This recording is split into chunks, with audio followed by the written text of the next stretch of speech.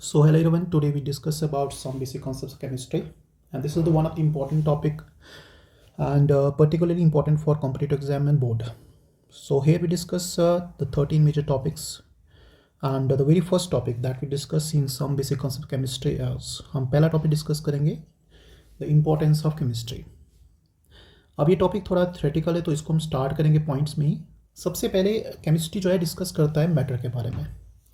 तो अगर बात करें सिंपल सी यहाँ पे तो अंडरस्टैंडिंग मैटर क्या है उसकी बात करता है. बेसिक्स आपने 9th में पढ़ा होता है कि मैटर हमारे पास क्या उसकी बात करता है. मैटर की कंपोजिशन क्या है, स्ट्रक्चर क्या है, प्रॉपर्टी क्या है, उन सब की बात करता है. और मैटर की जो चेंजेस हैं, केमिकल चेंजेस हैं जो टेक प्लेस करती हैं डे टू डे लाइफ में, उन सब की बात करता है. Second one, role in daily life. So daily life में जितने भी आपके डेली यूजेबल हैं, चाहे वो सोप्स हैं, डिटर्जेंट्स हैं या प्लास्टिक्स हैं या फिर कॉस्मेटिक, फर्टिलाइजर्स और fuels, they all have a chemistry. Third one point is medicine and health. So for concern this field, health के पर्पज़ के हिसाब से डिफरेंट मेडिसिन्स हैं, लाइफ सेविंग ड्रग्स हैं, और कुछ हेल्थ इंप्रूवमेंट की बात की जाए तो हमारे पास वैक्सीन्स हैं, वो ट्रीट करती हैं डिजीज़ को और ह्यूमन हेल्थ को एक इम्प्रूव करती हैं. तो ये यहाँ पे एक बड़ा प्ले करता है, जो केमिस्ट्री रोल करता है वो प्ले. एग्रीकल्चर की बात करें, फर्टिलाइजर्स की बात की जाती है, पेस्टिसाइड्स की, वीडिसाइड्स की, तो they are use to increase the yield of the crops. So chemistry plays important role again here. The next is industrial development, like petroleum is there, polymer, dyes, cement, glass, and food processing. All are the aspects of industrial chemistry. Then we have environmental chemistry that deal with the protection of pollution, wastewater, or we can say that is used to develop the green technology so that to reduce the environmental effect. Energy production. So it plays important role in batteries, fuels, and solar cells and so for nuclear energy. Understand natural process, जैसे हम बात करते हैं यहाँ पे photosynthesis की बात की जाती है, रेस्पिरेशन की बात की जाती है, डाइजेशन की, क्लाइमेट रिएक्शन की, सारे के सारे में क्या है, केमिस्ट्री इन्वॉल्व है. और foundation for other we can say sciences, जिसमें बायोलॉजी आती है, जिसमें फिजिक्स आती है, ज्योग्राफी आती है, और बहुत सारी केमिस्ट्रीज, बायोकेमिस्ट्री है, ग्रीन केमिस्ट्री है हमारे पास, उन सब से डील करता है. Last one is technological advancement. So कुछ नए मटेरियल हमारे पास डेवलप हुए हैं, जैसे नैनो टेक्नोलॉजी की बात की जाए, एडवांस मेडिसिन की बात की जाए, तो they are because of the importance of chemistry.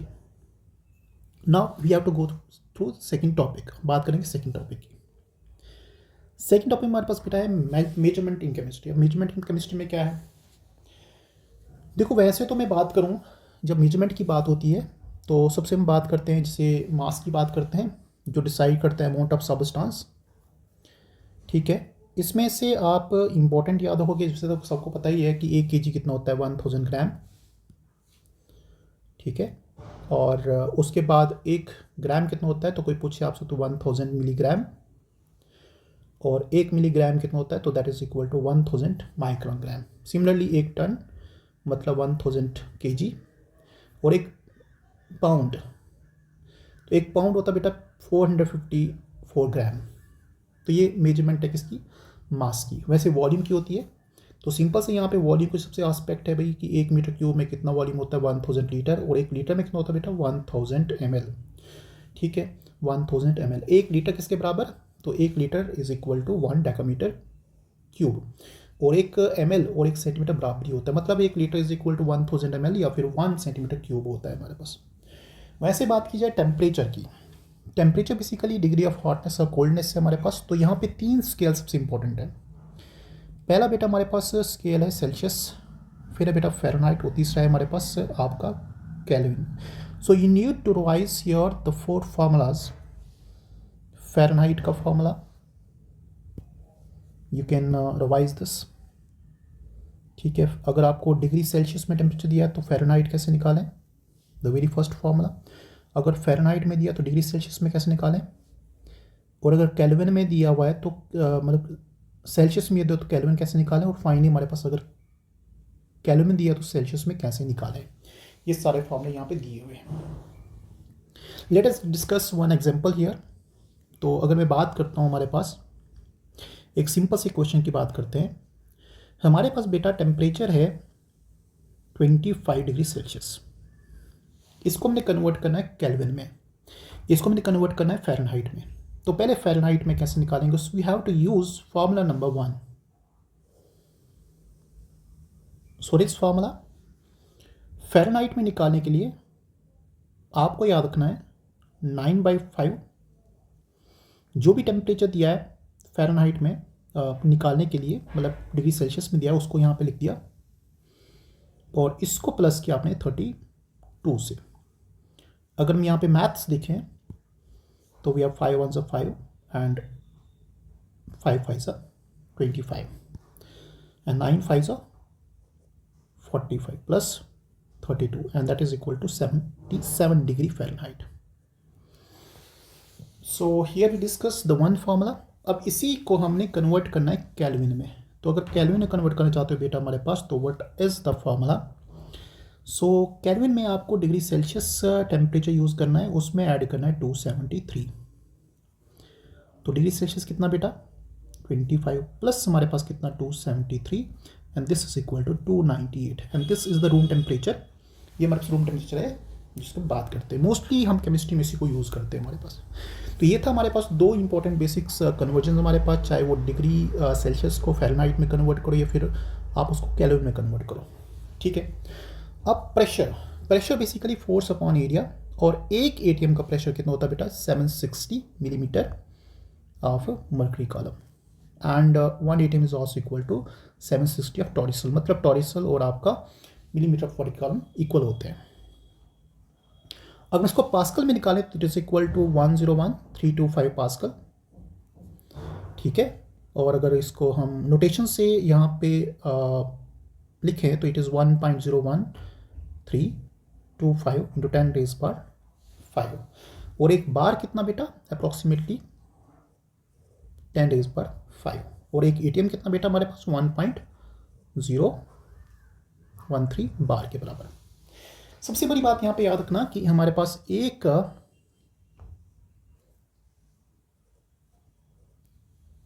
Milligram of जो हमारे पास आपका pressure that is equal to 1 टॉरिसल, बराबरी होते हैं, ठीक है, ये बराबरी होते हैं और ये प्रेशर का यूनिट है। अब हम बात करते हैं नेक्स्ट, हमारे पास मेजरमेंट में जो बात की जाती है यहाँ पे डेंसिटीज़ की बात की जाती है। तो सबसे पहले डेंसिटी होता है क्या है, तो it is mass upon volume. Mass को निकालते हैं बेटा केजी में और वॉल्यूम निकलता है हमारे पास किस में, लीटर में। इसका यूनिट क्या आएगा केजी पर लीटर। अब डेंसिटी भी बहुत प्रकार की होती है, 3 प्रकार की यहाँ पे। Number 1 is called relative density, number 2 is called specific density या specific gravity, number 3 is called vapour density. So for relative is concerned, it is the ratio of the density of any substance upon reference. Understand? और इसका कोई भी unit नहीं होता है, it is we can say unitless. तो इस case में क्या होता है, कोई भी सबस्टांस लेकर आओ, उसकी डेंसिटी को डिवाइड करो रेफरेंस के सबस्टांस से। अब हमारे पास स्पेसिफिक ग्रेविटी का क्या होता है भाई हमारे पास, तो ये भी क्या रहता है बेटा, so it's the density of the any substance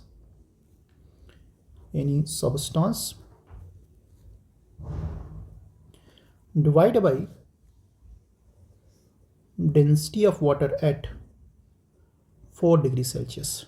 So here we specify the water as a reference and इसमें रेफरेंस की वजह से हम एक चीज़ जो यहाँ पे याद रखेंगे, स्पेसिफिक जब वर्ड यूज़ हो तो 4 डिग्री सेल्सियस की बात की जाती है, तो ये भी आपको याद रखना है। अगर आप 4 डिग्री सेल्सियस नहीं है तो मतलब ये आपकी रिलेटिव डेंसिटी भी हो सकती है। और some time you can say, अगर यहाँ पे आपका टेम्परेचर स्पेसिफाई नहीं है तो यू कैन से कि भाई रिलेटिव डेंसिटी और स्पेसिफिक डेंसिटी हमारे पास से सेम ही होगा। वेपर डेंसिटी का भी यहाँ पे, तो इसमें क्या होता है, गैस को ले लें, किसी भी गैस की उसकी डेंसिटी क्या होगी हमारे पास, उसके डिवाइड करें किसी भी हमारे पास से हाइड्रोजन की डेंसिटी के साथ, और होना चाहिए यहाँ पे क्या भी सिमिलर टेम्परेचर प्रेशर होना चाहिए। ये हमारे पास रहेगा आपका वेपर डेंसिटी की बात की जाती है यहाँ पे। और सबसे बड़ी बात है वेपर डेंसिटी का रिलेशन क्या है मोलर मास से, तो remember molar mass is equal to 2 into vapour density. Molar mass is equal to 2 into vapour density. तो अगर यहाँ से वेपर डेंसिटी निकालें तो ये भी फॉर्मूला याद रखना, vapour density is equal to molar mass divide by 2। ये तभी किया जाएगा जब गैसेस की बात की हो जाएगी। Next topic discuss here is uncertainty in measurement. अब देखो जब हम रिजल्ट्स निकालते हैं, मेजरमेंट करते हैं, चाहे वो डेंसिटी है, चाहे वो मास है, चाहे वो हमारे पास आपका प्रेशर है, चाहे वो आपका टेम्परेचर है, तो क्या एरर हो सकता है, क्या रिजल्ट अनसर्टन आ सकते हैं? तो ये ऑफ कोर्स अनसर्टन रिजल्ट आ सकते हैं। उसके दो फैक्टर हैं। मान लो मेरे पास थर्मोमीटर है और थर्मोमीटर में बहुत सारी रीडिंग्स होती हैं, और मैंने जब उसको थर्मोमीटर को किसी बॉडी का टेम्परेचर मेजर करने के लिए लगा लिया है, तो चांसेस ये बनते हैं, क्या बनते हैं चांसेस, कि मैंने वैल्यू को अच्छे से ऑब्जर्व नहीं किया। वैल्यू आ रही थी सपोज 37 डिग्री सेल्सियस, मैंने उसको नोट किया 36.2 और वी कैन से 37.3। तो जो मेरे एक्यूरेसी है रिज़ल्ट देखने की, जो मेरी स्किल्स है, वो हो सकता है वहाँ पे एप्लीकेबल प्रॉपर रिजल्ट ना दें। दूसरा ये भी हो सकता है कि थर्मोमीटर की जो कंपनी है जिसने उसको थर्मोमीटर को बनाया है, उसकी जो स्केल है वो प्रॉपर कैलिब्रेट नहीं है। ठीक है, तो भाई ये चीज़ें मैटर करती हैं। तो very important point is skill and accuracy of the observer, ये भी डिपेंड करता है। अब ये तो रहा भी जैसे मैं मेजर कर रहा हूँ मास को, तो वहाँ पे मेरे स्किल्स डिपेंड करेंगे। ठीक है, वहाँ पे मेरी एक्यूरेसी मैंने किस तरह मेजर किया वो में डिपेंड करेगा। और दूसरा जो फैक्ट हमारे पास, एक तो ये हो गया पर्सनल ऑब्जर्वेशन का, जो ऑब्जर्व उसका फॉल्ट है। दूसरा होता है इंस्ट्रूमेंट का फॉल्ट, कि अगर वो इंस्ट्रूमेंट ही गलत है तो तब भी हमारे पास अनसर्टन रिजल्ट आ सकता है। डन। तो अब हम यहाँ पे पढ़ने वाले नेक्स्ट हमारे पास साइंटिफिक नोटेशन। अब साइंटिफिक नोटेशन कुछ नहीं बेटा, एक लंबा से नंबर को शॉर्ट फॉर्म में लिखना, एक लंबे से वी कैन से फॉर्मूले को शॉर्ट फॉर्म में लिखना। ठीक है, मान लो जैसे यहाँ पे बहुत सारे नंबर होंगे हमारे पास, एक नंबर आ जाता है बेटा एवोगाड्रो नंबर, जिसको लिखते हैं हमारे पास 6.022 10 डेज पार 23। अगर आप इस नंबर को लिखना चाहो तो ये 23 डिजिट का नंबर हो जाता, बट इसको आपने शॉर्टकट में लिखा। वैसे मास ऑफ इलेक्ट्रॉन बहुत छोटा होता है, तो you have to write here 9.11 10 raise power -31 kg। Speed of light 3 into 10 raise power 8 metre per second. वैसे ही एटॉमिक रेडियस कितना होता है, this is equal to 1 into 10 raise power 10 we can say metre, and this is also equal to 1 angstrom. And the charge of electron that is collect in coulomb, it is equal to 1.6 into 10 raise power -19 coulombs. But अगर इसको हम simplify करें, suppose मेरे पास आपने बचपन में पढ़ा है, जैसे आप लिखते हो 100, मैं आपको यहीं से शुरू करूँगा। अब 100 क्या बेटा हमारे पास, आप बोलोगे सर 10 रेज्ड पावर 2, क्या इसको ऐसे लिख सकता हूँ मैं, 1 मल्टीप्लाई बाई 10 रेज्ड पावर 2। आप बोलोगे कोई डाउट नहीं है। तो we are writing a number 100 in terms of 10 raised power 2। Similarly we have to write 1 lakh, तो ये रहा बेटा हमारे पास 1 लाख। हो सकता है कोई मैं जीरोज़ यहाँ पे कम लगा दूँ, 4 लगा दूँ या 6 लगा दूँ, तो इसलिए मुझे अगर इसको लिखना है तो मैं इस तरह लिखूँगा इसको 1 इंटू 10 रेज पावर 5। जब मैं 10 पावर 5 लगा दिया तो भाई मेरे पास यहाँ पे कोई चांस उसको मैं 4 या 3 लिखूँ, अंडरस्टैंड। तो यहाँ पे कोई चांस नहीं एरर का, हो सकता है मेरे पास जीरो एक मिस हो जाए। तो राइटिंग का scientific notation is very important, it's a very precise, it will not get the number confused. अब similarly we have to write this number, अब बहुत ही छोटी वैल्यू 0.0002, तो ये एक वे है बहुत लंबा है। इसको शॉर्टकट लिखने के लिए क्या करेंगे बेटा, हमारे पास 2 इंटू 10 रेज्ड पावर, पीछे जा रहे हैं हमारे पास तो क्या होगा माइनस होगा, और पीछे जा रहे हैं हमारे पास यहाँ पे लगा रहे पॉइंट, ठीक है 2 के बाद लगा रहे हैं, तो we have to cross 4 digit, तो -4 आएगा। ठीक है, अगर हमें डेसिमल को मूव करना है राइट की तरफ तो नेगेटिव पावर होगी, अगर मूव करना है लेफ्ट की तरफ तो पॉजिटिव पावर होगी।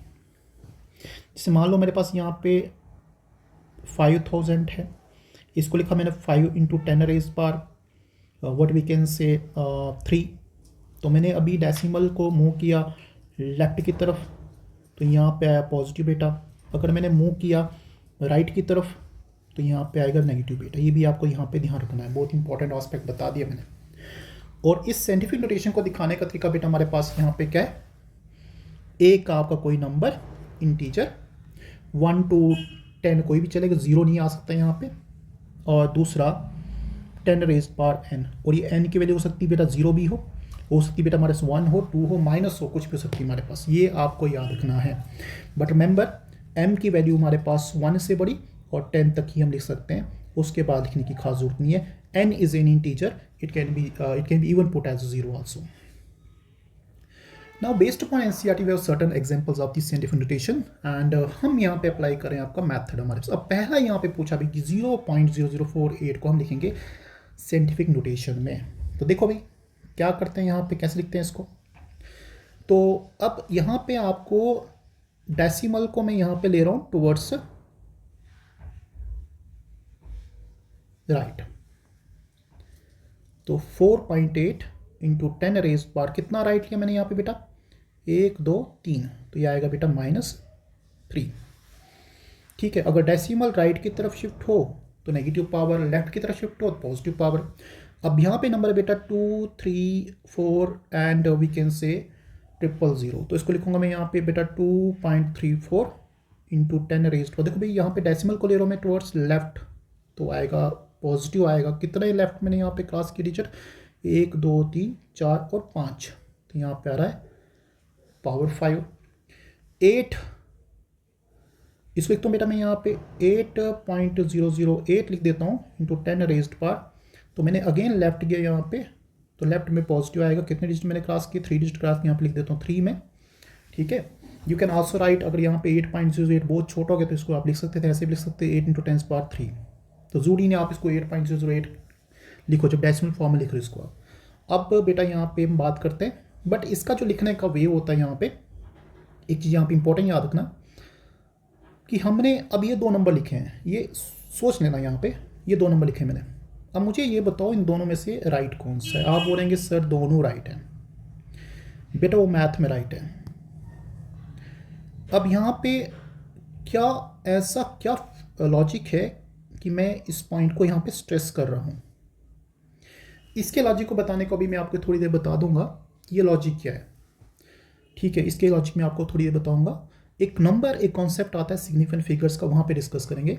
इस पॉइंट को याद रखना यहाँ पे। नेक्स्ट बेटा हमारे पास यहाँ पे है आपका 500.0, तो you can write it as, इसको लिख सकते हैं इस तरह से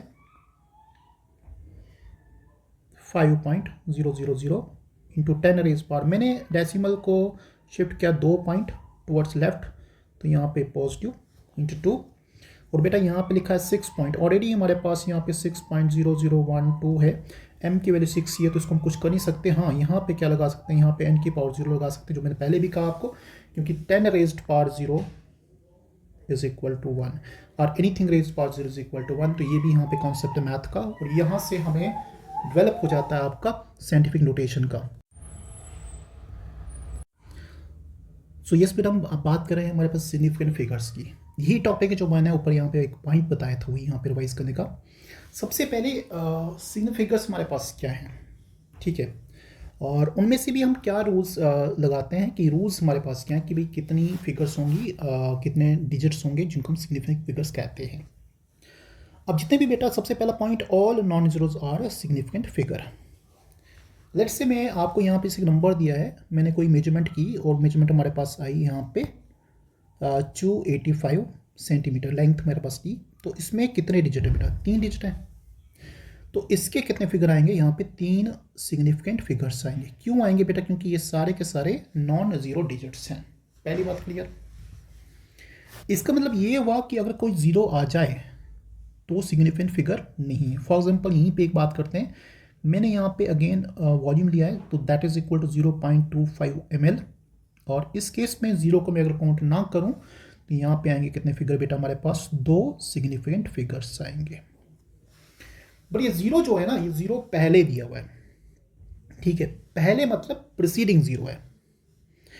और प्रीसीडिंग जीरो कभी भी, अगर कोई जीरो प्रीसीडिंग जीरो है तो वो कभी भी सिग्निफिकेंट फिगर नहीं बनाता, याद रखना। अगर प्रीसीडिंग जीरो तो कभी भी वो सिग्निफिकेंट फिगर नहीं बनाता। अब ये 0.25 के अलावा हम देखें तो यहाँ पे 0.03 है, और इसमें भी आपके प्रीसीडिंग जीरो है, जीरो बिफोर अ डिजिट है, तो यहाँ पे भी इनको हम कैंसिल करेंगे तो वी हैव ओनली 1 फिगर, ठीक है। नेक्स्ट वी हैव 0.0052, इसमें भी हमारे पास 2 प्रीसीडिंग जीरोस हैं। इन दोनों को अगर हम कैंसिल करें, कोई भी डेसिमल का यहाँ पे कोई भी फंक्शन नहीं है, तो we can say there are 52 मतलब 2 यहाँ पे सिग्निफिकेंट फिगर्स हमारे पास है। तो दो चीज क्लियर है यहाँ पे। तो नॉन जीरोस सिग्निफिकेंट फिगर्स होते हैं, पहला पॉइंट, ठीक है। और अगर प्रीसीडिंग जीरोस हैं तो वो सिग्निफिकेंट फिगर्स नहीं होते हैं। दो पॉइंट आपको यहां तक याद रखना है। अब क्या होगा जब जीरोस बीच में आएंगे? तो बेटा अगर जीरोस बीच में ना, वो सिग्निफिकेंट फिगर्स हैं, वो सिग्निफिकेंट फिगर्स हैं। फॉर एग्जांपल मैं यहाँ पे लिखता हूँ,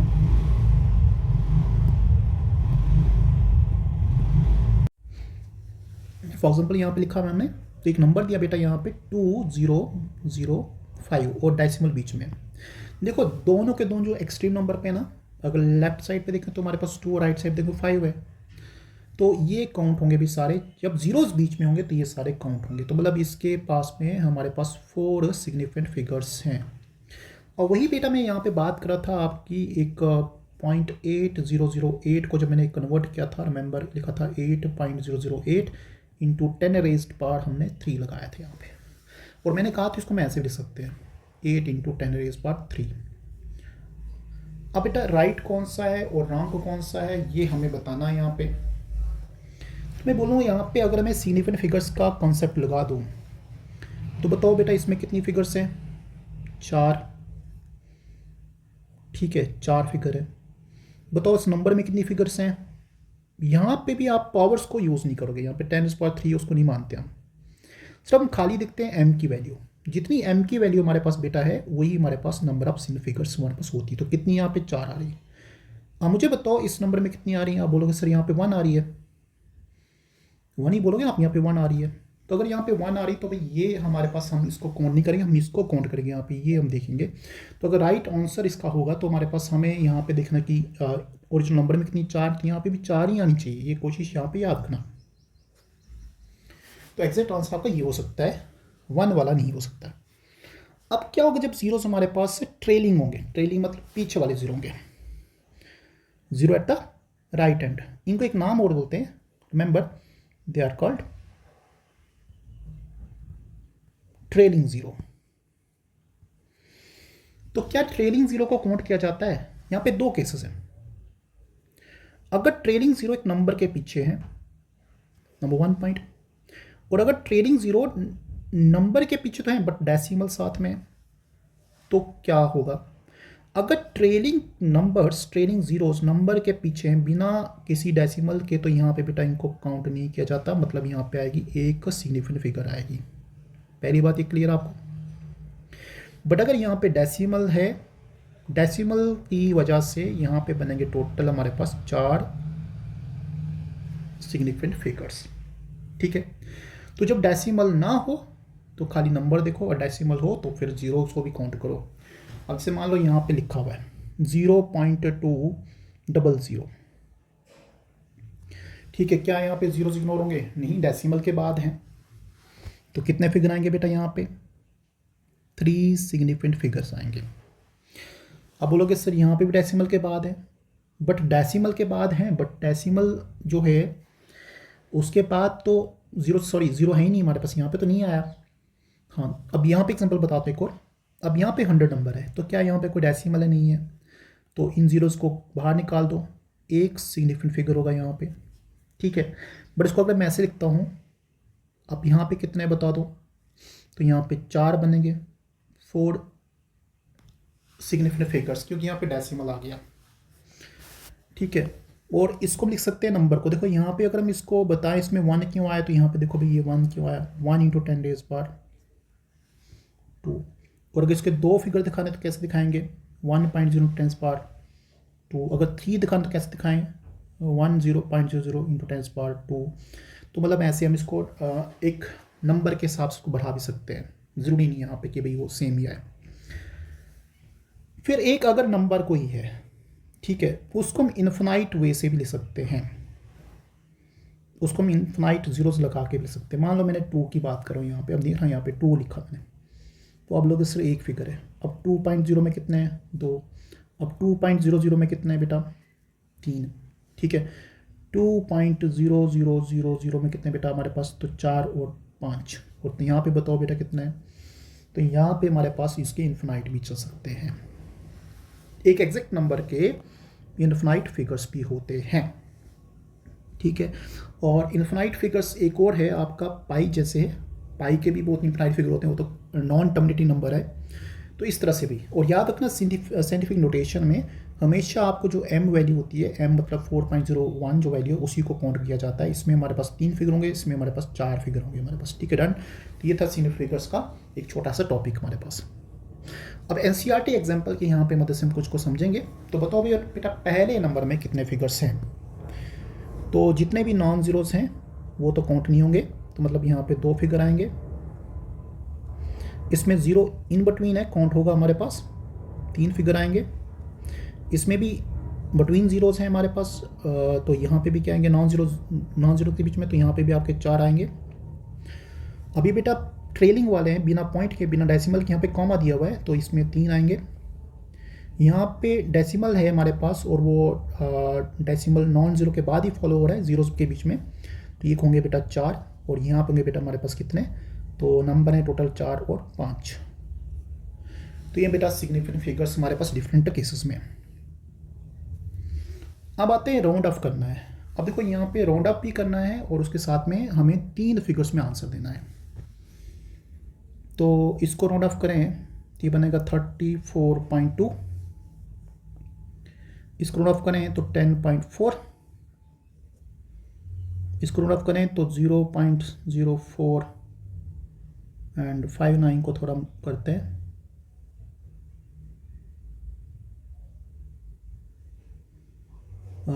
तीन ही बोले से ना, हाँ 3 बोले, तो चलो फिर इसको 59 रख देते हैं, या 59 रख देते हैं, ठीक है, डन।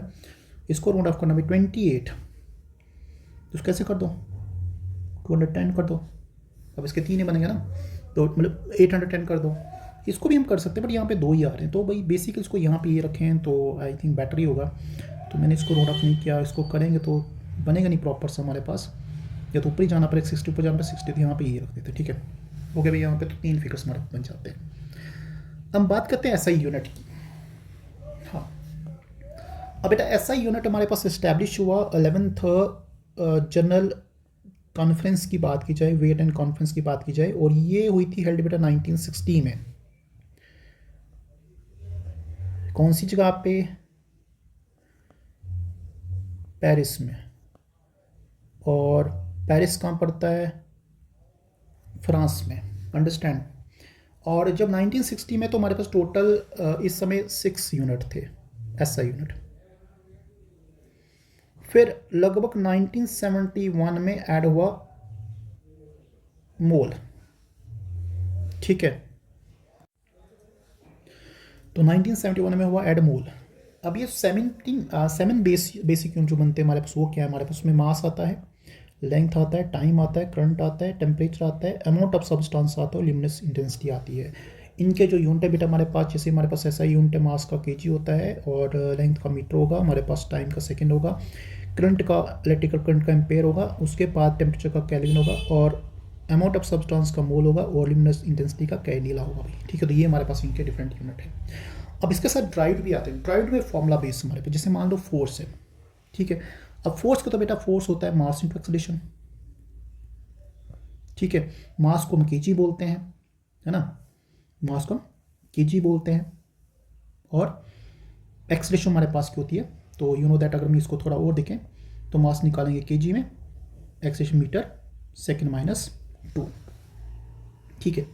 अब यहाँ पे जो मास को हम रिप्रेजेंट करते हैं बेटा, वो हमारे पास होता है सिंबल एम, ठीक है। जो हमारे पास डिस्टेंस को मेजर करते हैं एल, और टाइम को टी, तो क्या बना फॉर्मूला? MLT-2।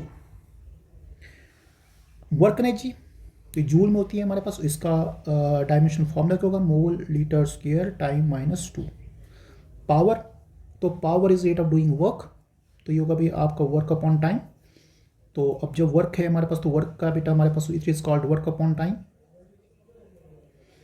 तो अगर हम इसको देखें तो यहाँ पे आपका T-2, तो यहाँ पे T-3 आएगा, क्योंकि T ऊपर आ जाए। प्रेशर का तो बेटा हमारे पास it is equal to force upon area, तो फोर्स अभी पढ़ा हमने MLT -2 एरिया मतलब बेटा लेंथ का स्क्वायर, और लेंथ का स्क्वायर ऊपर जाएगा क्या बनेगा, ऊपर हमारे पावर 1 है तो 1 में से -2 इज इक्वल टू -1, ये बनेगा बेटा हमारे पास m l -1 t -2, ये आएगा बेटा किसका, पावर का। सो वी हैव हमने सॉरी प्रेशर का। तो यहाँ पे जितने भी सिंबल दिए हैं बेसिकली वो दिए हैं आपके रेफरेंस से, आपको ये समझना आने के लिए। तो अब ये जो डायमेंशनल फॉर्मूले हैं basically they are used in physics not in we can say chemistry. अब आते हैं नेक्स्ट टॉपिक पे, डायमेंशन एनालिसिस। ये बहुत इंपॉर्टेंट टॉपिक है डायमेंशन एनालिसिस का। बेसिकली क्या होता है कि हमें कोई यूनिट और दिया होता है, हम उसको कन्वर्ट करते हैं SI यूनिट में। अब इसमें क्या होता है कि जब आप इक्वेशन ड्राइव कर रहे हो तो मेक आपको फंडामेंटल यूनिट को तरफ जाना पड़ेगा, ठीक है। अब इसको सिंपल तरीके से बताते हैं। ये कहता है भी length of metallic rod is 3 inch, आपको उसको निकालना सेंटीमीटर में। तो मतलब आपको एक यूनिट से दूसरे यूनिट में कन्वर्ट करना है और इक्वेशन एंश्योर हमारे पास करेक्ट हो हमारे पास। तो पहले तो आपको थोड़ा बहुत पता होना चाहिए कि भी 1 इंच में कितना होता है। तो 1 इंच में इक्वल टू 1 इंच के पास होता है 2.54 सेंटीमीटर, ठीक है। तो 3 इंच में क्या होगा, सीधी बात करते हैं। तो 3 इंच में 3 multiply by 2.54 that is equal to 7 multiply 62 centimetre. थोड़ा सा इसको मैं बता दूं, जब आप सेंटीमीटर कन्वर्ट कर रहे हो तो देखो आपने ये फैक्टर लिखना जरूरी हमारे पास है, इसको इक्वलेंस फैक्टर बोलते हैं। तो अगर यहाँ पे इंच है तो इंच को इंच से डिवाइड करो और बाकी चीज़ मल्टीप्लाई जाएगी, सेंटीमीटर बन जाएगा। बस इस तरह से कन्वर्ट करते हैं। अब से डेज को कन्वर्ट करना सेकंड में, 2 डेज को कन्वर्ट करना। तो पहले डेज को हमने कन्वर्ट करना, डेज को कन्वर्ट करने के लिए आप यहाँ पे डे लिखोगे। तो एक दिन में 24 आवर्स, फिर आर को कैंसिल करने, एक आवर में 60 मिनट, एक मिनट में 60 सेकंड। तब तक मल्टीप्लाई करना है जब तक हमारे पास सेकंड्स का यूनिट ना बने। तो देखो यहाँ पे क्या होगा, डे से डे कैंसिल, मिनट से आर कैंसिल, मिनट से मिनट कैंसिल, और बचेगा हमारे पास सेकंड। तो ये अगर इसको हमको सबको देखेंगे 2 multiply by 24 multiply by 60 multiply by 60, ये बनेगा आपके इतने सेकंड्स। को कितने बनते बेटा यहाँ पे, तो ये बनता है 172,800 सेकंड्स बनता है आपका आंसर। सो रिमेंबर इक्विवेलेंस का फॉर्मूला यूज करना। बेटा मैटर की बात करते हैं। देखो मैटर हमारे पास है, we can say anything that has a mass and occupy volume is called matter. और मैटर 2 प्रकार से डील करते हैं, physical matter and then chemical matter. Physical matter में 3 फिजिकल स्टेट्स बहुत इंपॉर्टेंट हैं। सॉलिड स्टेट हमारे पास है, लिक्विड स्टेट हमारे पास है, गैस स्टेट है। उसके बाद 2 स्टेट्स आती हैं बेटा हमारे पास, plasma and then we have Bose Einstein condensate. Plasma हमारे पास क्या है और बोस आइंस्टीन कंडेंसेट क्या है। तो बेटा याद रखना, प्लाज्मा भी हमारे पास गैस है बट एक्सट्रीमली हाई टेम्परेचर पे, बहुत ही ज़्यादा एक्सट्रीम। और BC भी हमारे पास गैस ही है but again we can say extremely low temperature, minus में, ठीक है। तो ये याद रखना है आपका। अब तीसरी बात करें केमिकल क्लासिफिकेशन की। इसमें मिक्सचर आता है और एक प्योर सब्सटेंस। प्योर सब्सटेंस में कोई भी हमारे पास इम्प्योरिटी नहीं होती। जैसे हमारे पास यहाँ पे बात की जाती है एलिमेंट की, यहाँ पे बात की जाती है कंपाउंड्स की। मिक्सचर 2 प्रकार के, होमो और हिट्रो। होमो में एग्जांपल आती है, जैसे हमारे पास एग्जांपल दें तो सोल्यूशन आता है। The very best example is a solution. और सोल्यूशन के अंदर जैसे एलाइज होते हैं, एयर होती है। और हेट्रो की बात करें, 2 तरह के सॉल्यूशंस आते हैं। अब ये सॉल्यूशन ही बोलूंगा मैं, एक बोलेंगे कोलाइड और बेटा दूसरे होते हैं हमारे पास यहाँ पे सस्पेंशन। जिसे कोलाइड में आपको बता दूं सिंपल, तो आप ये मान के चलो तेल और पानी कोलाइड ही है, और सस्पेंशन मान के चलो तो मान लो क्ले के साथ में वाटर सस्पेंशन हमारे पास है। और सॉल्यूशन मान के चलो, जैसे मान लो आपने एक नींबू पानी लिया हुआ है, नींबू का जूस और पानी, या फिर आपका नमक और पानी, या फिर चीनी और पानी, वो आपके क्या है, सॉल्यूशंस हैं। अब यहाँ पे थोड़ी सी बात करते हैं एलिमेंट और कंपाउंड की। एलिमेंट क्या है? एलिमेंट सबसे इंडिपेंडेंट एग्जिस्ट करने वाला स्टेबल फॉर्म है भी। और कंपाउंड क्या है? कंपाउंड जब डिफरेंट एलिमेंट्स कंबाइन करते हैं तो एक मॉलिक्यूल बनाते हैं। मॉलिक्यूल मतलब कंपाउंड बनता है। तो जब सबसे बेसिक एलिमेंट का कोई अगर पार्ट है बेटा ना, वो एटम है, ठीक है। और सबसे बेसिक जो कंपाउंड का कोई पार्ट है बेटा, मॉलिक्यूल है, ठीक है। क्योंकि एलिमेंट अगर आप तोड़ते जाओगे जिसके एटम में निकलेंगे, एटम की प्रॉपर्टी वही होगी जो एलिमेंट की प्रॉपर्टी है, ठीक है। और कंपाउंड को तोड़ते जाओगे तो ये मॉलिक्यूल देगा, ठीक है। और मॉलिक्यूल की प्रॉपर्टी वही होगी जो हमारे पास एक मतलब कि कंपाउंड की प्रॉपर्टी होती है। और जब आप मॉलिक्यूल को और तोड़ोगे, एलिमेंट फॉर्म में लोगे, तो उसकी प्रॉपर्टी डिफरेंट हो जाएगी, तो वो फिर अलग चीज़ बन जाएगी। तो याद रखना, एलिमेंट अपनी प्रॉपर्टी तब तक रिटेन करते जो तब तक वो एटम की स्टेट में ना जाए, ठीक है, तब तक रिटेन कर सकता है। और कंपाउंड तब तक जब तक मॉलिक्यूल रहता है। मॉलिक्यूल के बाद उसको फर्दर ब्रेक करेंगे, एटम बनेंगे, तो उसकी प्रॉपर्टी डिफरेंट हो जाएगी। So this is the one of the case. अब आते हैं लॉज ऑफ केमिकल कॉम्बिनेशन पे। केमिस्ट्री में सबसे इंपॉर्टेंट है लॉज ऑफ केमिकल कॉम्बिनेशन। इसमें 6 लॉज यहाँ पे हमने बात की है। तो इन 6 लॉ में सबसे पहला लॉ कौन सा? Law of conservation mass. Simple बताता है कि mass of reactant is equal to mass of product. Mass remain conserved, ठीक है, मास remain conserved during any physical or chemical change, and this was given by the Antoine Lavoisier, the father of the chemistry. The second one is called law of constant we can say composition or definite proportion. इसको दिया था jail प्रोस्ट ने। इसने ये कहा कि अगर आप कोई कंपाउंड लेते हैं, ठीक है, इसमें मैंने वाटर दिया, और वाटर के केस में अगर आप देखोगे रेशो H और O का, तो H का रेशो देखिए इन टर्म्स ऑफ मास, तो कितना आएगा बेटा? एटॉमिक मास की वजह से 2, और यहाँ पे आएगा 16। तो रेशो क्या बना? 1:8। अब दुनिया को कोई भी वाटर ले आओ, चाहे आप रेन वाटर ले आओ, चाहे आप अमेरिका से वाटर ले आओ, चाहे आप US ले आओ, तो उसमें हमेशा रेशो होगा किसका? H और O का इन टर्म्स ऑफ मास क्या होगा? 1:8 ही होगा, ठीक है। ये हमेशा कॉन्स्टेंट ही रहता है। लॉ ऑफ मल्टीपल प्रोपोर्शन, इसको दिया था जॉन डाल्टन ने। इसने कहा कि अगर मान के चलो हमारे पास 2 एटम है, जैसे मैंने वाटर के ही एटम लिए थे, या कोई H और O एटम है, अगर इनको हम कंबाइन करें, ये वाटर भी बना सकते हैं और ये बना सकते हैं हमारे पास, क्या बना सकते हैं? जैसे मान लो H2O2 बना सकते हैं। तो इन दोनों का ratio, simplest whole number ratio different हो गया। यहाँ पे कितना भी निकाला हमने? 1:8। यहाँ पे कितना बेटा? 2:32, दैट इज इक्वल टू 1:16। और जहाँ तक सवाल है यहाँ पे ऑक्सीजन का रेशो का, वो मल्टीपल में होगा, 8×2=16। तो देखा जाए वाटर के केस में और H2O के केस में, दोनों में डिफरेंट हमारे पास रेशोस है। और अगर एक एलिमेंट फिक्स भी, दूसरा उसका मल्टीपल में होगा। लॉ ऑफ रेसिप्रोकल प्रोपोर्शन, इसको रजिस्टर नहीं दिया था। यहाँ पे 3 एलिमेंट की बात की जाती है, ठीक है। और जो कंबाइन एटम कर रहे हैं उनका रेशियो थर्ड के साथ क्या होगा? सिंपल रेशियो होगा हमारे पास, ठीक है। Law of we can say combining volume, it was given by the Gay Lussac. ये बात करता है कि जब गैसेस कंबाइन करती हैं तो उनका एक कांस्टेंट वॉल्यूम रेशियो रहता है, ठीक है। ये भी याद रखना। जैसे मान लो मैंने यहाँ पे बात की है लाइक H2 कंबाइन करा है ये गैस स्टेट में, किसके साथ कंबाइन करा है? Cl2 के साथ। ये भी लेट से गैस स्टेट में, वो कंबाइन करके हमारे पास ये दे रहा ट्वाइस ऑफ HCl, वो भी गैस स्टेट में। तो यहाँ पे जो रेशियो बेटा वॉल्यूम बाई वॉल्यूम, तो यहाँ पे 1 वॉल्यूम, यहाँ पे भी 1 वॉल्यूम, यहाँ पे भी 2 वॉल्यूम। तो रेशियो क्या रहा? 1:1:2। तो सिंपलेस्ट होल नंबर रेशियो ये आ रहा है। एवोगैड्रो लॉ मोल कंसेप्ट के साथ डील करते हैं इसको बेटा। हमारे पास यहाँ पे ये कहता है कि अगर हमारे पास इक्वल वॉल्यूम गैस हो तो उनके पास इक्वल नंबर ऑफ पार्टिकल्स होंगे। मतलब आपको सिंपल बता दूं कि ये कहता है कि अगर 22.4 लीटर का कोई भी गैस है, उसके पास पार्टिकल होंगे बेटा 6.022 × 10⁻23 इसमें गैस पार्टिकल होंगे। कब होंगे? एट स्टैंडर्ड टेम्परेचर प्रेशर, ये फिक्स है। हाँ, अगर आप आधा करोगे 11.2 तो बेटा बात है आधे ही होंगे, 3.01 में 10⁻23। और आधा करोगे वहाँ पे और आधे हो जाएंगे। तो ये यहाँ पे बात कर रहा है।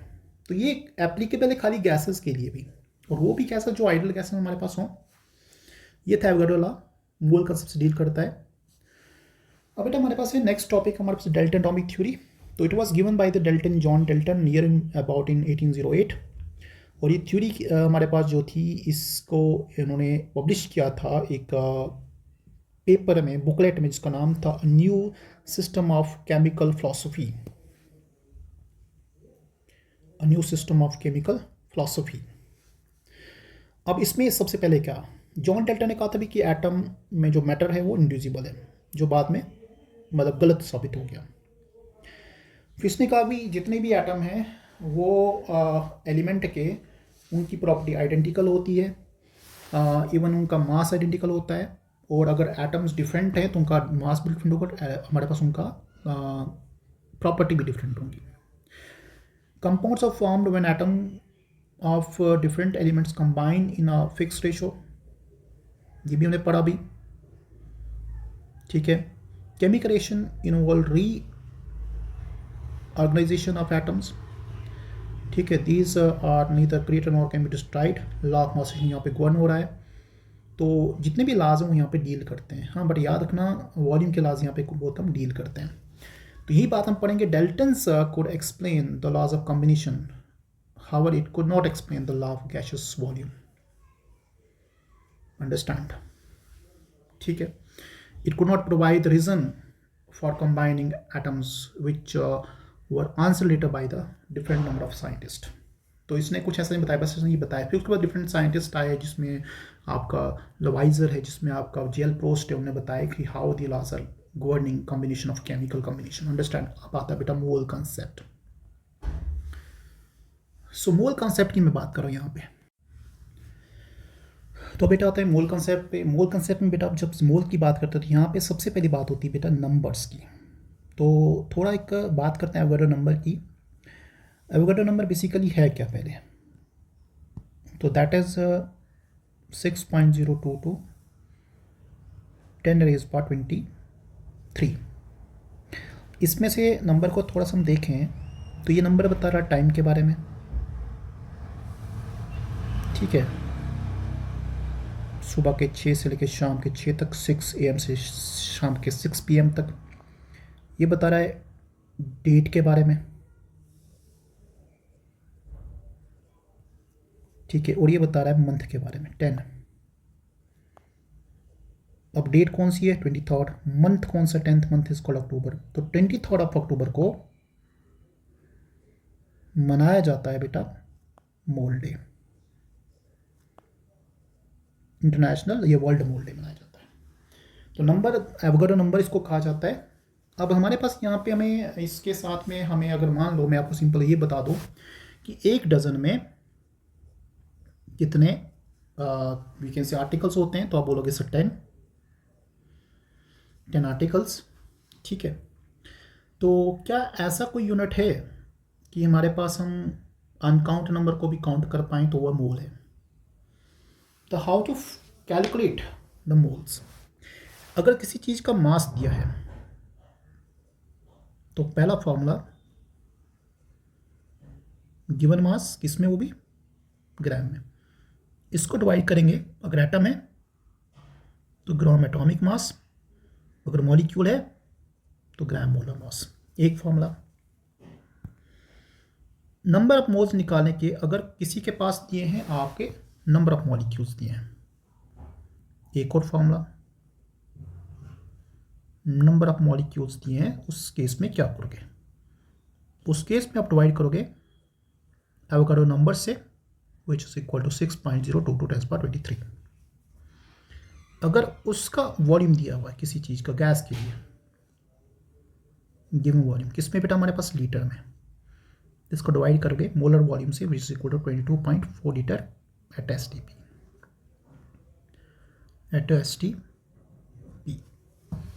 एक और फॉर्मूला यहाँ पे याद रखना बेटा हमारे पास, कि मोल्स को निकालने के लिए हम यूज़ करते हैं गैसेस के लिए, वो भी है हमारे पास। उस केस में हमें इक्वेशन का यूज़ करना होता है PV is equal to NRT। N यहाँ पे मोल है, तो यहाँ से अगर N निकालें तो N होगा बेटा PV/RT। ये भी फॉर्मूला यूज़ होता है हमारे पास। So we have 4 formulas। We have 4 formulas. Form number 1. So we have form number 1. Understand? Form number 2. When molecules are given, divide with Avogadro number. When volume is we given, divide by 22.4 liter. And when pressure volume is given, divide by RT. Now we have to calculate number of molecules. तो अगर number of molecules निकालना है तो इसी फॉर्मूले को थोड़ा देख लेते हैं। तो नंबर ऑफ मॉलिक्यूल्स निकालने के हमें क्या करना पड़ेगा, मोल्स बेटा, इनको मल्टीप्लाई करना पड़ेगा किससे, एवोगाड्रो नंबर से। ये सबसे बेसिक फॉर्मूला है। एटम निकालने हैं तो पहले मॉलिक्यूल्स निकालो, मल्टीप्लाई करो एटॉमिसिटी से। जिस मान लो हमारे पास O3 में निकालने हैं तो मल्टीप्लाई 3 से करेंगे, O2 में निकालें मल्टीप्लाई 2 से करेंगे। इलेक्ट्रॉन्स, प्रोटॉन्स, न्यूट्रॉन निकालने, कुछ भी निकालना है, इलेक्ट्रॉन निकालने, प्रोटॉन निकालने, न्यूट्रॉन निकालने, तो इसमें भी पहले आपको एटम निकालने, मतलब पहले आपको मॉलिक्यूल्स निकालने पड़ेंगे। तो अगर आपको कोई नंबर निकालना है पहले मॉलिक्यूल्स निकालना पड़ेगा, उसके बाद उस में अगर आपने इलेक्ट्रॉन से मल्टीप्लाई करो, प्रोटॉन निकालने, प्रोटॉन से मल्टीप्लाई, न्यूट्रॉन निकालने, न्यूट्रॉन से मल्टीप्लाई करो। चार्ज निकालना है तो n multiply by Avogadro number, पहले मॉलिक्यूल्स निकालो, उसके बाद उस पे चार्ज, एक इलेक्ट्रॉन का चार्ज 1.6 इंटू 10⁻⁻19 कॉलम, और फिर उसके बाद बेटा फॉर्मल चार्ज। ठीक है, अब इसको मैं यूज करके बताऊंगा z यहाँ पे क्या है। अब 1 mu क्या भी, तो 1 mu को बेसिकली कहते हैं हमारे पास, इसको मैं सिंपल लिखूँ तो it is also defined as 1/Na, और इसकी हम वैल्यू अगर निकालें तो ये बनती वैल्यू बेटा हमारे पास 1.67 इंटू 10 रेज्ड पावर -24। ठीक है बेटा, ग्राम्स में,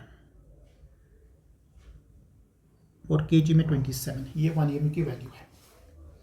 और when mu को हम डेल्टन्स भी कहते हैं, it is also defined as 1/12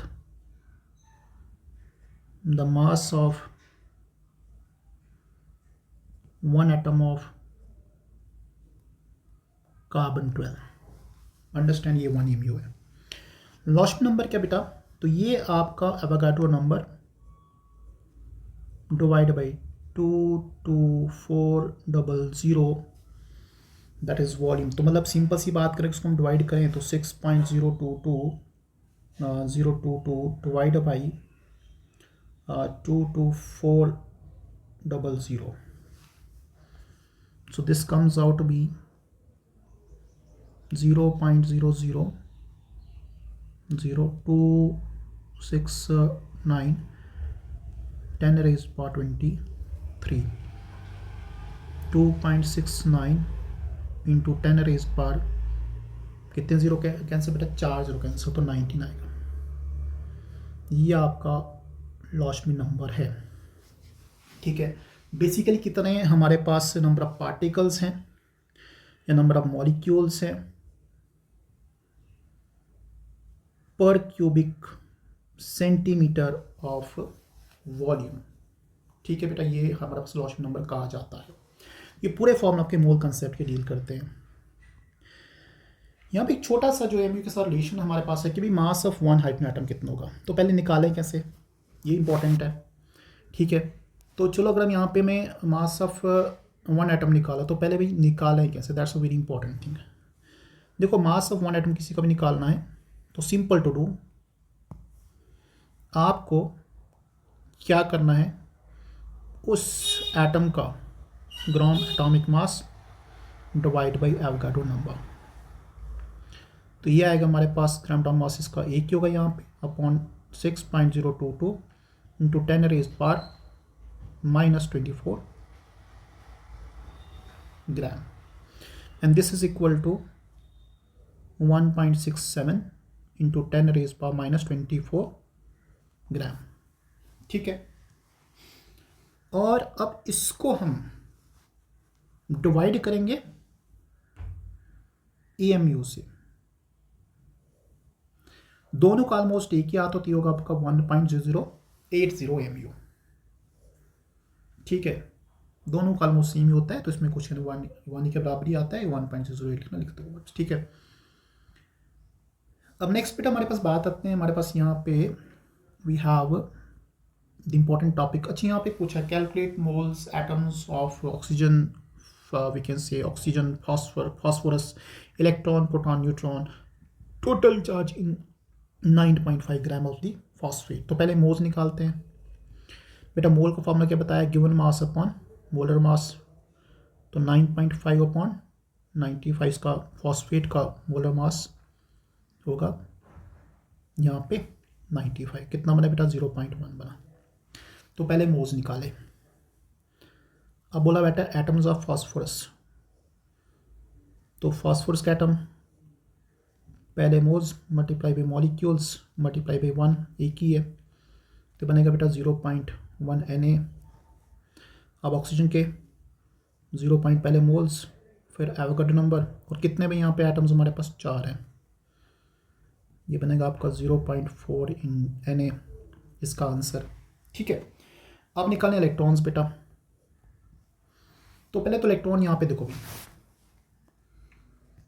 phosphorus के इलेक्ट्रॉन होंगे बेटा हमारे पास 15, और चूँकि 32 होंगे बेटा ऑक्सीजन के, और 3 होंगे हमारे पास चार्ज के। ठीक है, ये बन गए टोटल हमारे पास 30 और 10, 40 और 50, 50 बन रहे हैं, 50 इलेक्ट्रॉन्स बन रहे हैं यहाँ पे। तो 50 इलेक्ट्रॉन्स हमारे पास कैसे निकाले, पहले हम निकालते हैं। फॉर्मूला क्या होगा भाई, तो पहले मोल्स को मल्टीप्लाई करो एवोगाड्रो नंबर से, मल्टीप्लाई करो हमारे पास इलेक्ट्रॉन्स से। तो भाई मोल्स तो हमारे पास 0.1 थे, और एवोगाड्रो नंबर हमारे पास n ही रखता हूँ मैं यहाँ पे, और इलेक्ट्रॉन्स कितने बेटा 50 है, तो बनेगा भाई 5 Na के बराबर। अंडरस्टैंड। और 5 Na भी यहाँ पे थोड़ा बता देता हूँ क्या होता है, 5 इंटू 6.022 10⁻23, 6 5 30 होगा, तो 3 इंटू 30 इंटू 10⁻23 अप्रॉक्स कितना आ जाएगा। ठीक है, अप्रॉक्स कर दिया मैंने, बाकी मैंने वैल्यू यहाँ पे नहीं बताई नहीं आगे। ठीक है, अप्रॉक्स कर दिया, 6 से मल्टीप्लाई कर दिया सीधा। प्रोटॉन्स निकालना। अब प्रोटॉन्स कितने कम होंगे बेटा, यहाँ पे 3 चार्ज नेगेटिव, तो प्रोटॉन्स हमारे पास कोई पूछे तो कितने होंगे, यहाँ पे 3 वही निकाल दो, 50 में से 3 निकाल दो 47। तो सीधे लिखता हूँ 0.1 मल्टीप्लाई बाई Na, प्रोटॉन्स है बेटा 47, 47 मल्टीप्लाई बाई 0.1 इज 4.7 Na के बराबर। अब न्यूट्रॉन निकालने हैं, तो न्यूट्रॉन में क्या होगा, फास्फोरस का जो एटॉमिक मास है बेटा वो हमारे पास 31 है। तो ये देखो 15 और 31, जब हम न्यूट्रॉन निकालेंगे यहाँ पे 16 न्यूट्रॉन आएंगे, तो 16 ये हो गए, ऑक्सीजन के वही 32, टोटल बन गया 48। तो 0.1 into Na into 48 is equal to 4.8 Na इसमें आएंगे बेटा, न्यूट्रॉन्स आएंगे। फिर टोटल चार्ज ही पूछा हुआ है, तो अगर चार्ज निकालें उसका फॉर्मूला पहले मोल्स, एवोगाड्रो नंबर 1.6 × 10⁻19 कॉलम। अब यहाँ पे z था बेटा हमारे पास, देखो यहाँ पे मैंने z लगाया था, तो z बेसिकली हमारे पास चार्ज कितना है। अब यहाँ पे देखो चार्ज है हमारे फॉर्मल चार्ज वो -3 है।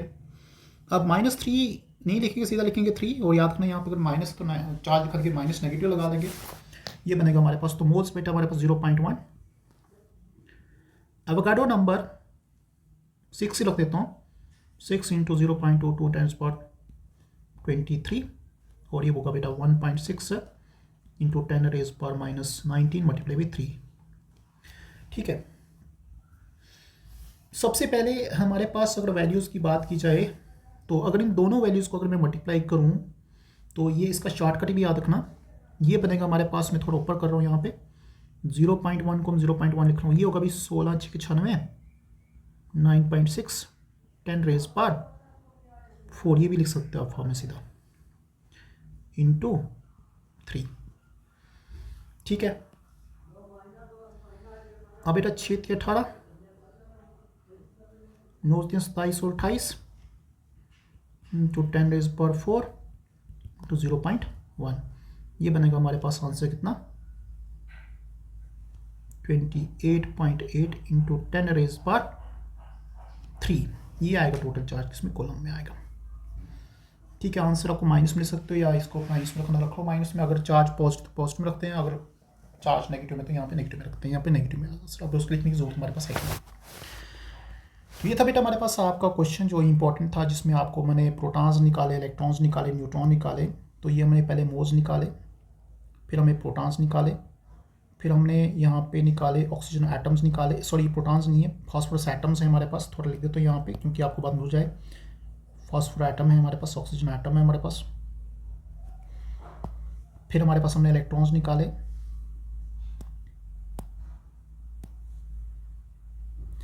Protons, neutrons, total charge. अब नेक्स्ट टॉपिक जो हमारे पास बेटा दैट इज लिमिटिंग एजेंट। सबसे पहले लिमिटिंग एजेंट हमारे पास होता क्या है, ठीक है। तो लिमिटिंग एजेंट हमारे पास जो बेटा सबसे पहले रिएक्शन में कंज्यूम हो और रिएक्शन को स्टॉप करे। दूसरी बात वो जो डिसाइड करे कि अभी कितना प्रोडक्ट बनेगा, कितना प्रोडक्ट बनेगा, कितने मोल्स बने, कितना मास बनेगा। ये हमारे पास सिंपल सी यहाँ पे कहानी रहती है। अब इस क्वेश्चन को करने के लिए you need to go through the numerical portion. तो न्यूमेरिकल से पहले मैं आपको बता दूं, ये बेटा आपके लिए प्रैक्टिस के लिए मैं डाल देता हूँ, इसी के रिलेटेड न्यूमेरिकल करा देता हूँ आपको मैं यहाँ पे। तो मैंने क्या रखता हूँ यहाँ पे N2 लेता हूँ प्लस हमारे पास, ठीक है, आपको होमवर्क दे देते हैं। इसी के रिलेटेड यहाँ पे मैं क्वेश्चन करा रहा हूँ। H2 लिया और ये दिया इसने एमोनिया, बिल्कुल सेम तरीके से करना है। तो रिएक्शन को पहले बैलेंस करें, ठीक है बेटा। अब मैं इसको क्या करूँगा यहाँ पे क्वेश्चन में बताते हैं। जैसे इसने कहा 50 kg, तो मैं क्या करता हूँ यहाँ पे मैं लिखता हूँ इसको ग्राम में कन्वर्ट करता हूँ, कुछ और कर देता हूँ ना। जैसे सपोज को लिखता हूँ मैं यहाँ पे let's say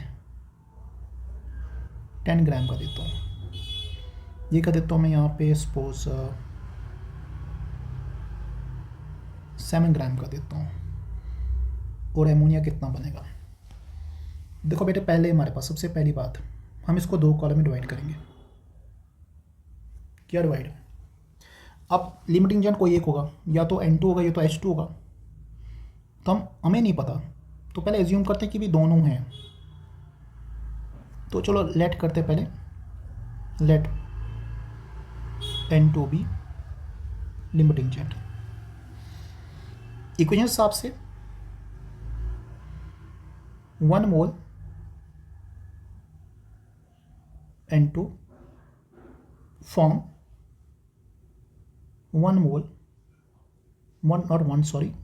2 mole ammonia. Equation को देखना आपने से बस।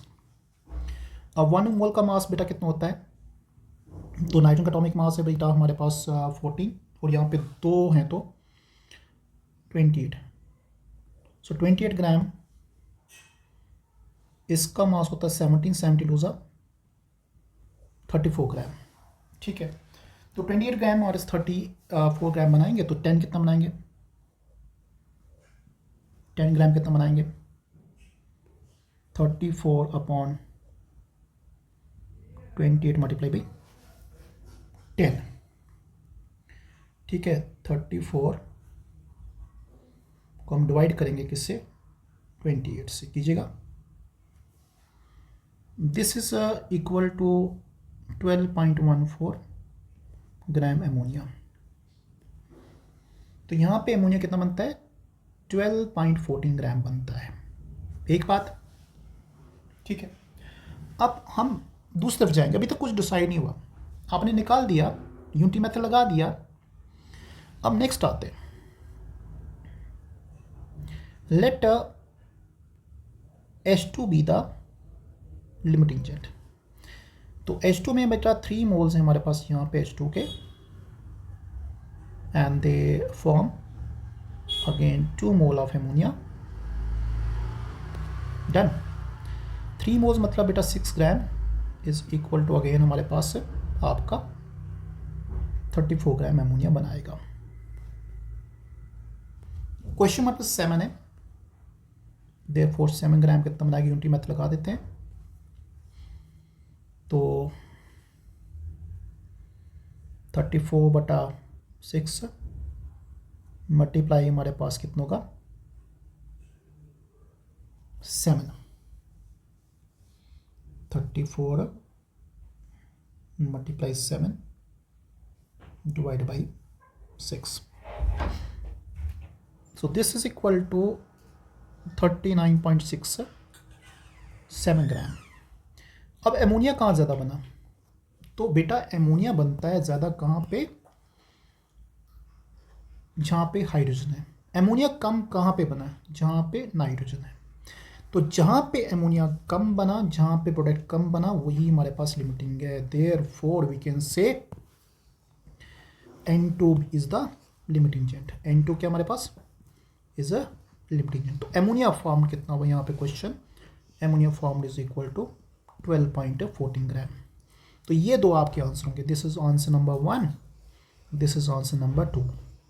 अब इसी प्रकार से आपने ये क्वेश्चन करना है और मुझे बताना बेटा आंसर यहाँ पे क्या होगा। उससे पहले यहाँ पे बता दूँ, यहाँ पे 50 kg लिखा हुआ है, तो 50 kg नहीं लगाओगे आप, 50 kg को आपने किस में कन्वर्ट करना है? ग्राम्स में कन्वर्ट करना। यहाँ पे ग्राम्स में कन्वर्ट। जब आप कैलकुलेशन करोगे ग्राम्स में, वाई ग्राम्स, क्योंकि आप जब मोलर मास निकालते हो यहाँ पे तो आप इसको ग्राम में ही करते हो, ठीक है भाई। तो ग्राम मोलर मास लेते हो। अब हमारे पास स्टाइकोमेट्रिक प्रॉब्लम नंबर नेक्स्ट। अब इस क्वेश्चन को हम कैसे प्रोसीड करें? देखो यहाँ पे क्वेश्चन मैंने तीनों के तीनों एनसीईआरटी से लिए हैं। This is from NCERT, this is from NCERT and this is also from the NCERT. तो ये तीनों क्वेश्चन में सबसे इंपॉर्टेंट जो रिपीटेड आता है एग्जाम में, वो बेटा ये क्वेश्चन है। नीट 2025 के पेपर में आया, 24 के पेपर में आया था। अब हम करें इस क्वेश्चन को। स्टाइकोमेट्री है, बैलेंसिंग ऑफ इक्वेशन पे डिपेंड करेगा, कुछ खास में लंबा है ही नहीं। हमारे पास कहता है calculate amount of water form by combustion of 16 gram of methane. तो पहले मीथेन को लेते हैं। मीथेन इज CH4, इसका कंबशन करना है। कंबशन मतलब रिएक्शन विद ऑक्सीजन। क्या देगा बेटा? एक तो कार्बन बनाएगा कार्बन डाइऑक्साइड, हाइड्रोजन आएगा वाटर। बस बैलेंस करो इसको, स्टाइकोमेट्री बनाओ तो उसको बैलेंस करना जरूरी है। बस कार्बन एक हाइड्रोजन यहाँ पे बेटा 4 है तो इसको 2 बना दो। ऑक्सीजन 2 2 4 हो गए, यहाँ पे इसको 2 टाइम्स कर दो। अब कहता है अमाउंट ऑफ वाटर फॉर्म्ड। सबसे पहले देखो यहाँ पे अगर हम देखें तो ये कितना है? 1 मोल है। This is equal to 1 mole and 1 mole is equal to how much? 16 gram. And ये पूछ रहा है वाटर कितना बनेगा। तो यहाँ पे 2 मोल हैं, तो इक्वेशन के हिसाब से यहाँ पे 2 मोल हैं, तो 2 मोल मतलब 1 मोल का मास 18, 2 का 36। ठीक है बेटा, तो इक्वेशन में ही पूछा है तो यहाँ पे अब इसने पूछा 16 ग्राम कितना बनाएगा, तो कितना बनाएगा 16 ग्राम बताओ? ये बनाएगा 36 ग्राम वाटर। तो what is answer? So water formed is, amount of water formed is 36 grams. और अगर इसको हम इन टर्म्स ऑफ मोल्स निकालें तो मोल्स कितने बनेंगे बेटा हमारे पास? 36 divide by 18 is equal to 2 moles. ठीक है, तो मोल्स के हिसाब से 2 मोल। और अगर ऐसे निकालें प्रॉब्लम सॉल्व यहीं पे होगी, कोई जरूरत यहाँ पे करने की थी नहीं हमारे पास। हाँ, अब क्वेश्चन आता है हमारे पास बेसिक्स सा। अब ये पहले इस क्वेश्चन से पहले मैं ना आपको लास्ट वाला क्वेश्चन बता देता हूँ। तो कहता कैलकुलेट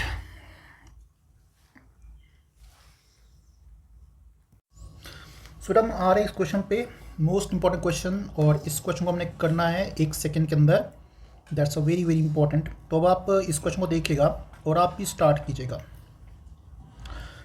रिएक्शन पहले सब देखो, क्या बता रहा है? क्लोरीन बना रहा है भाई। क्लोरीन कैसे बनता है? HCl को ट्रीट करते हैं किसके साथ? हमारे पास MnO2 के साथ। MnO2 मतलब पाइरोक्साइड। बस इससे इक्वेशन को देखना है। Chlorine prepared in laboratory by treating magnesium oxide with aqueous HCl according equation. आप पूछा है कि how many grams of HCl react with 5 gram of magnesium oxide, sorry not magnesium, manganese oxide. तो मुझे देखना है, एक तो 4 मोल HCl दिया है, इसी को रिलेट करना है 1 मोल MnO2 से। अब मैं बेटा यहाँ पे देखूँ तो 4 मल्टीप्लाई विद 36.5 ग्राम यहाँ पे है, और 1 मोल मतलब आपका MnO2 में Mn का मास आपका 55 प्लस ऑक्सीजन 2 इंटू 16 32 हो गया। इट इज इक्वल टू 87 ग्राम हो गया। ठीक है, ये बना हमारे पास कितना? 146। अगर मेरे पास 5 तो देखो भाई सिंपल सी बात, 86 ग्राम MnO2 को कितना HCl चाहिए? 146 ग्राम ऑफ HCl। देयरफॉर 5 को निकालना है। अगेन यूटी मेथड लगाऊंगा मैं यहाँ पे। 146 डिवाइड बाई 87 मल्टीप्लाई बाई 5। तो 146 को मल्टीप्लाई करेंगे बेटा हमारे पास 5 के साथ, इसको डिवाइड करेंगे हम 87 से। It is equal to answer आएगा बेटा 8.40 ग्राम। तो ये रहेगा हमारे पास HCl रिक्वायर्ड यहाँ पे। हो गया डन। इजी था हमारे पास पार्ट में, कोई डिफिकल्टी हमारे पास यूनिटी मैथ में आगे के सॉल्व करना है, कोई लंबा यहाँ पे प्रोसेस नहीं बता रहा हूँ। अब आते हैं इस क्वेश्चन पे। तो सबसे पहले equation, calcium carbonate HCl select कर रहा है, कैल्शियम क्लोराइड बना रहा है, CO2 बना रहा है, और साथ में दे रहा है हमारे पास आपका वाटर। याद रखना जब भी कार्बोनेट किसी एसिड से ट्रीट करें तो CO2 रिलीज करता है, ठीक है। वो CO2 बता रहा है यहाँ पे रिएक्शन विद एसिड। अब यहाँ पे एक चीज़ दी है, कहता है mass of CO2 is required to react completely with 25 ml of 0.25 molar HCl। तो पहले क्यों ना हम इसका HCl का भी मास निकालें, क्योंकि मास पूछा है। तो एक सिंपल सा वे बताते हैं। देखो भाई यहाँ पे लिखा 0.75 मोलर HCl, मतलब 1000 ml HCl में कितने मोल्स हैं, मोल ऑफ HCl 25 ml में निकालें तो 0.75 डिवाइड बाई 100 इंटू 25, ठीक है। तो बेटा ये अगर हम करें तो 0.75, ठीक है, मल्टीप्लाई बाई 25 और डिवाइड 1000 कर दो इसको। तो ये बेटा आता है हमारे पास लगभग हमारे पास 0.01875 मोल आते हैं किसके, HCl के। अब मास निकालते हैं। तो मास ऑफ HCl, तो mass of HCl mole multiply molar mass, तो मोल्स हो गए भाई 0.01875 मल्टीप्लाई बाई 36.5।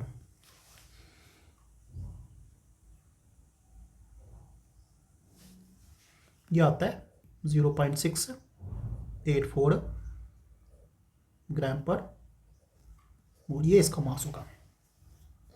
अब कंपेयर करना है।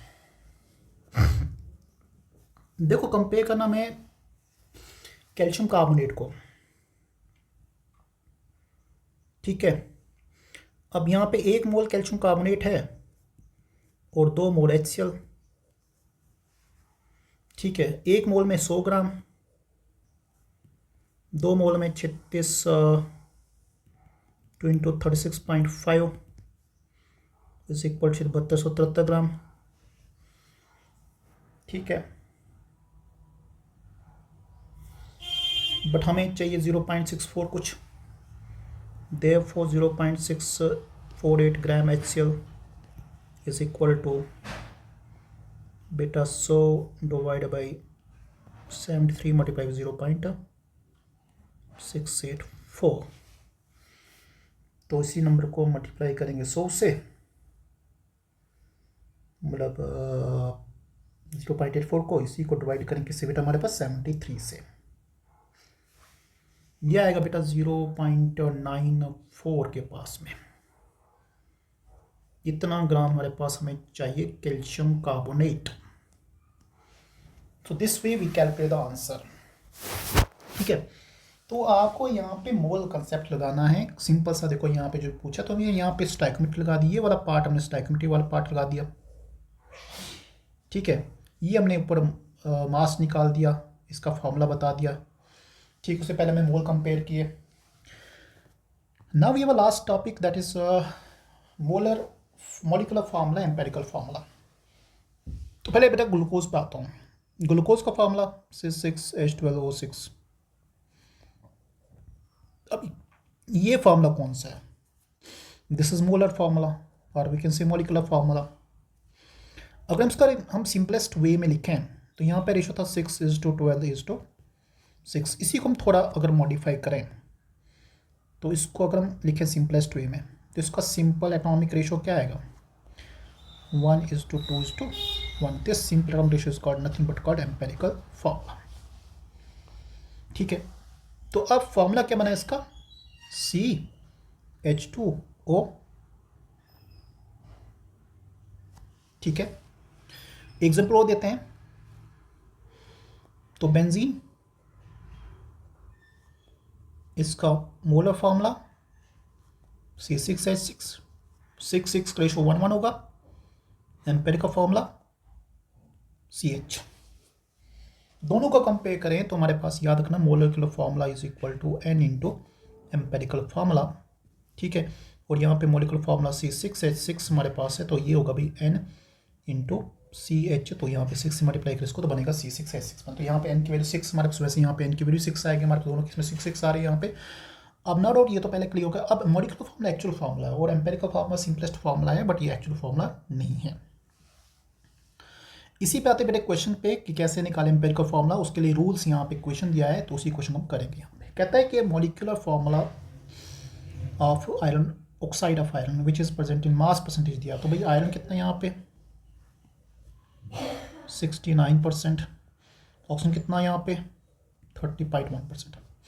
सबसे पहले में परसेंटेज मतलब उतने ही ग्राम है 69 ग्राम, और ये मतलब 30.1 ग्राम। सबसे पहले निकालते हैं मोल्स, तो मोल्स 69/56, इसका मोलर मास, ऑक्सीजन का मास 16, 30.1/16। तो पहले मोल्स निकालते हैं यहाँ से, तो ये बना बेटा हमारे पास ऊपर है हमारे पास 69 डिवाइड बाई 56 1.23, और ये आ रहा बेटा कितना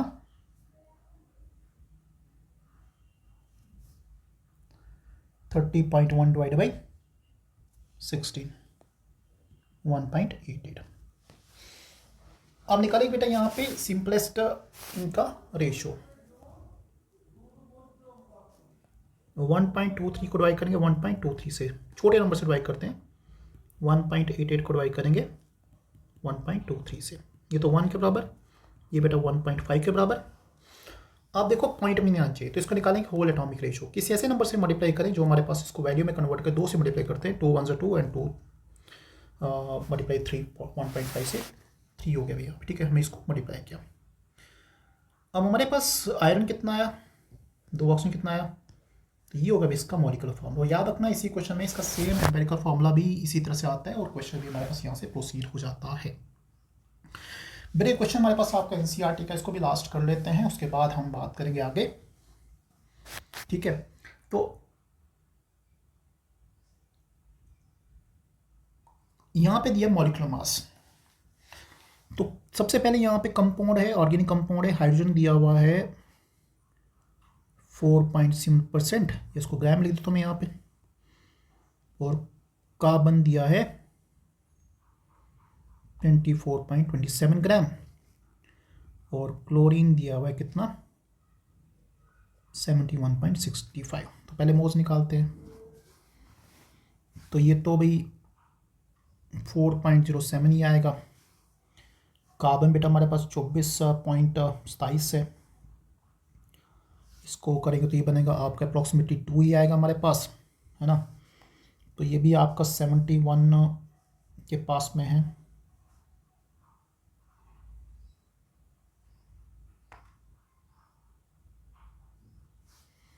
ये भी हमारे पास 2 ही आएगा। अब सिंपलेस्ट एटॉमिक रेशियो यहाँ से निकाल देते हैं, तो 4/2 2/2 2/2, ये आया 2, ये आया 1, ये आया 1। तो बताओ बेटा एम्पेरिकल फार्मूला क्या होगा, empirical formula is equal to CH2Cl, understand. और इधर से निकालें एम्पेरिकल फार्मूला मास, तो कार्बन का 12, हाइड्रोजन का 2, क्लोरीन का 35.5, 5 और 4 9, 49.5। अब हमने पढ़ा कि भाई molecular formula is equal to N multiply empirical formula. Similarly molecular mass is equal to N into empirical formula mass. तो ये तो मॉलिक्यूलर मास दिया 98.96, N इंटू 49.5, यहाँ से N निकालो, N is equal to 98.96 divide by 49.5, approximation again 2। तो बताओ बेटा देयरफॉर मॉलिक्यूलर फार्मूला क्या होगा, तो 2 इंटू एम्पेरिकल फार्मूला, मतलब आपका C2H4Cl2, ये रहेगा आपका नेट आंसर। तो इस तरह से हमारे पास चैप्टर 1 क्लोज हो जाता है। हाँ, इस चैप्टर में हमारे पास आपके कंसंट्रेट टर्म्स नहीं है, और तो वो आपको मिलेगा सोल्यूशन में 12th के टॉपिक में. होप सो कि you like the chapter, like the topic, and for more videos you can comment that what kind of videos you want, and in next video I also go for application mode of this chapter. Thanks so much for watching this video.